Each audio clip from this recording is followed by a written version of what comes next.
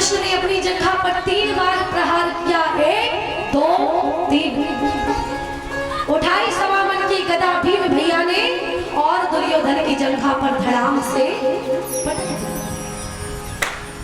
दुर्योधन की जंघा टूट गई और धड़ाम से धरती पर धराशायी हो गया, गिर पड़ा। अच्छा, इसका सारा शरीर कठोर है, वज्र का है, केवल जंघा ही कोमल क्यों है? इसका एक रहस्य है, इसकी एक कथा आती है। क्यों इसका सारा शरीर कठोर है, केवल जंघा कोमल थी? बात है उस समय की जिस समय गांधार नरेश के यहाँ धृतराष्ट्र बारात लेकर के जाते हैं। मंडप के नीचे बैठे हुए हैं। गांधारी मैया को उनकी सखियां दुल्हन बना करके सजा करके लेकर के आती हैं। और जैसे गांधारी मैया मंडप के नीचे आई, मंडप के नीचे आकर के अपने पति को देखा, अपने पति की ओर निहारा, दृष्टि डाली। आज मन में चिंतित हो गई, ये क्या हुआ? अरे मेरे पति तो जन्म से अंधे हैं। आज वो सती गांधारी मैया अपने भगवान को कोसने लगी, हे प्रभु, अगर मेरे पति जन्म से अंधे थे, अगर मेरे पति मुझे ही नहीं देख सकते, तो फिर तूने मुझे इतना सुंदर क्यों बनाया?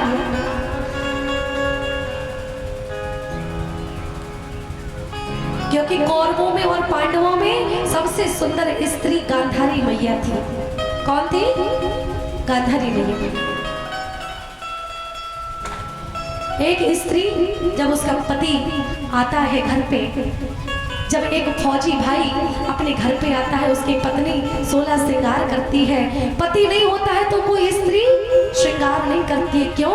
क्योंकि पति घर पे नहीं है, ऐसे स्त्री को सजना भी नहीं चाहिए, श्रृंगार नहीं करना चाहिए। श्रृंगार पति के लिए होता है। आज जब अपने पति की ओर दृष्टि डाली, भगवान को कोसने लगी, अगर मेरे पति मुझे नहीं देख सकते थे तो फिर तुमने इतना सुंदर मुझे क्यों बनाया? धिक्कार है ऐसी सुंदरता पर। अगर मेरे पति मुझे नहीं देखेंगे तो मैं ऐसी सुंदरता दुनिया को नहीं दिखाऊंगी, मैं भी दुनिया नहीं देखूंगी। धन्य है ऐसी सती स्त्री जो इतना बड़ा संकल्प किया। आजकल की पत्नियां होती, अगर पति अंधा मिल जाए तो कहती है अच्छा हुआ, कहीं भी जाओ, कितने बजे भी आओ, क्या करना, नॉट एनी इंटरफेयर, कोई दिक्कत ही नहीं है। लेकिन धन्य है गांधारी मैया, पति जन्म से अंधा होने के कारण आज दासी को आदेश दिया, जाओ एक काली पट्टी लेकर के आओ। दासी सोने की थाली में काली पट्टी लेकर के आई और उस काली पट्टी को गांधारी मैया ने अपने आंखों पर हमेशा हमेशा के लिए बांध लिया। जैसे ही काली पट्टी को अपने आंखों पर बांधा, विवाह हुआ, अपनी ससुराल गई। और जैसे ही ससुराल गई, पट्टी को नहीं खोला कि देखूं तो कैसा मेरा महल है, नहीं खोला। एक नहीं, दो नहीं, तीन नहीं, बल्कि 101 बच्चों को जन्म दिया, लेकिन कभी पट्टी नहीं खोली, देखूं तो मेरे बच्चे कैसे हैं। सारे बच्चों का विवाह हुआ, लेकिन कभी पट्टी को नहीं खोला कि देखूं तो मेरी बहुएं कैसी हैं। जरा मेरी बहुओं का मुंह दिखाई तो कर दूं, लेकिन कभी पट्टी नहीं खोली। यहाँ तक कि 99 पुत्र खत्म हो गए, लेकिन फिर भी पट्टी को नहीं खोला कि मेरे बच्चे खत्म हो गए तो पट्टी खोलो देखूं। लेकिन जब गांधारी मैया को पता चला कि कुरुक्षेत्र की भूमि में मेरे 99 पुत्र तो वीर गति को प्राप्त हो गए, लेकिन केवल एक बेटा बचा है जिसका नाम है दुर्योधन। आज गांधारी मैया एक माँ की ममता डोल गई, जो पट्टी कभी नहीं खोली थी, आज संकल्प कर लिया आज मैं अपनी पट्टी खोलूंगी। एक नौकर को बुलाया, सेनापति को बुलाया और कहा जाओ जा करके दुर्योधन से कह देना तुम्हारी मैया ने तुम्हें बुलाया है। और ऐसे वैसे नहीं, कैसे कह देना कि तुम्हारी माँ ने तुम्हें निर्वस्त्र होकर के बुलाया है। जैसे एक बच्चा अपने माँ के गर्भ से पैदा होता है, उसी प्रकार से शरीर पर एक धागा तक नहीं होना चाहिए, बिल्कुल निर्वस्त्र होकर के अपने माँ के सामने जाना है, ऐसा कह देना। आज वो आश्चर्यचकित हो गया। सेवक कहने लगा, माँ क्यों? कह देना कि तुम्हारी माँ के आंखों में नेत्र ज्योति आ गई है। जैसे ही वो नेत्र ज्योति तुम्हारे शरीर पर पड़ेगी तो तुम्हारा सारा शरीर कठोर हो जाएगा, वज्र के समान हो जाएगा। जैसे इतना कहा, आज जैसे ही दुर्योधन ने सैनिक के द्वारा आदेश सुना माँ का, आज वो निर्वस्त्र होकर के सारे कपड़े उतार करके चलने लगा। इधर बाकी बिहारी श्याम सुंदर कन्हैया जो घट घट के वासी है, सब कुछ जानते हैं, सोचने लगे कि मुझे जाना चाहिए। अगर एक बालक को अपनी माँ का आशीर्वाद मिल गया तो भले मैं त्रिभुवन सुंदर श्याम बना रहूं, भगवान परमात्मा बना रहूं, लेकिन जिस बच्चे के ऊपर माँ बाप का आशीर्वाद हो जाता है, फिर उसका भी बाल माँ का भी दुनिया में भगवान तक नहीं कर सकते। इसीलिए आज भगवान चले, दुर्योधन भी चला। दुर्योधन के रास्ते में भगवान आए, टांग अड़ा दी, बीच में टांग रख दी, और आज जैसे ही टांग को सामने रखा, दुर्योधन कहने लगा, भैया ये क्या कर रहे हो कन्हैया?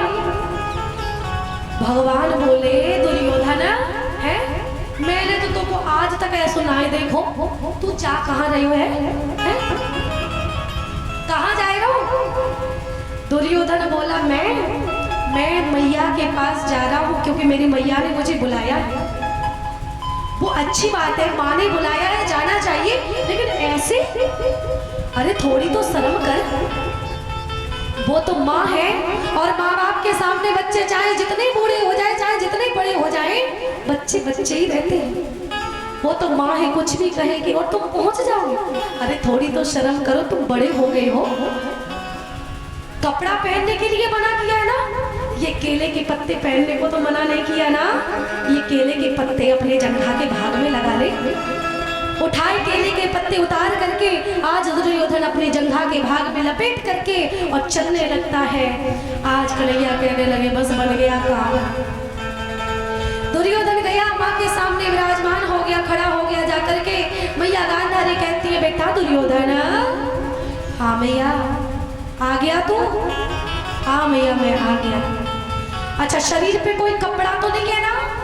ना मैया कोई कपड़ा नहीं। ठीक है, मैं अपनी पट्टी खोल रही हूँ, जो पट्टी विवाह होने के बाद कभी नहीं खुली, बच्चे पैदा होने के बाद भी नहीं खुली, सब बच्चों की शादी होगी तब तक नहीं खुली, बच्चों के बच्चे हो गए फिर भी कपड़ा नहीं खुला, पट्टी नहीं खुली। लेकिन आज वही गांधारी मैया अपने बेटे को मजबूत बनाने के लिए पट्टी खोलती है। और जैसे ही पट्टी खोली, जैसे ही पट्टी खोली, शरीर पर दृष्टि पड़ी, सारा शरीर तो कठोर हो गया, लेकिन केवल जंघा का जो भाग है आज कोमल रह गया।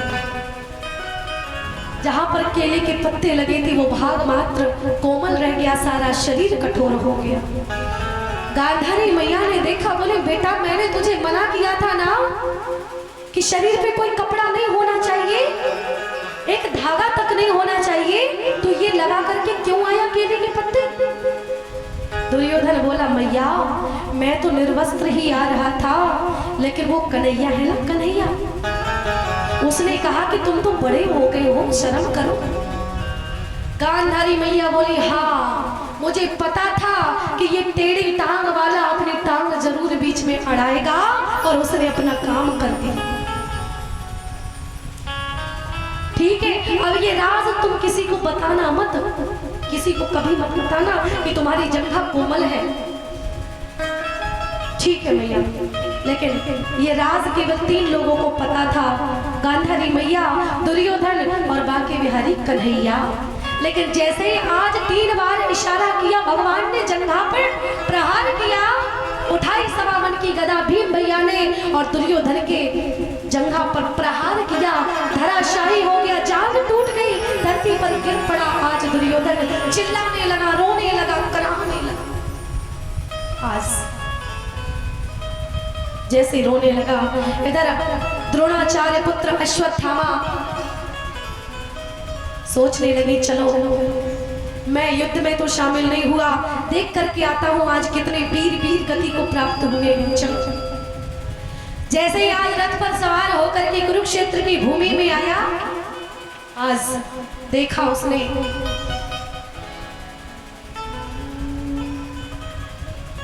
अश्वत्थामा ने देखा अपने मित्र को रोते हुए चिल्लाते हुए।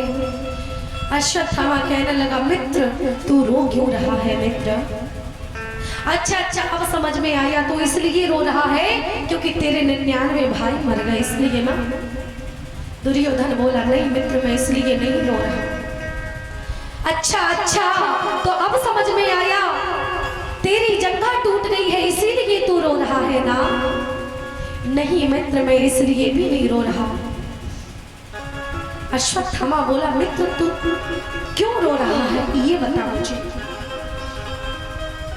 दुर्योधन बोला मित्र हम 100 थे 100 और 100 में से केवल मैं एक बचा हूँ और वो केवल 5 थे 5, पांचों के 5 जीवित बैठे हैं। 5 पांडवों में से अगर एक का भी बाल बाका हो जाता, एक भी पांडव मर जाता तो दुर्योधन की छाती में ठंडक पहुंचती। मेरे रोने का केवल एक कारण है कि वो 5 थे, पांचों के 5 बैठे हैं और हम 100 थे, 100 में से मैं केवल एक पड़ा हूँ जमीन पर।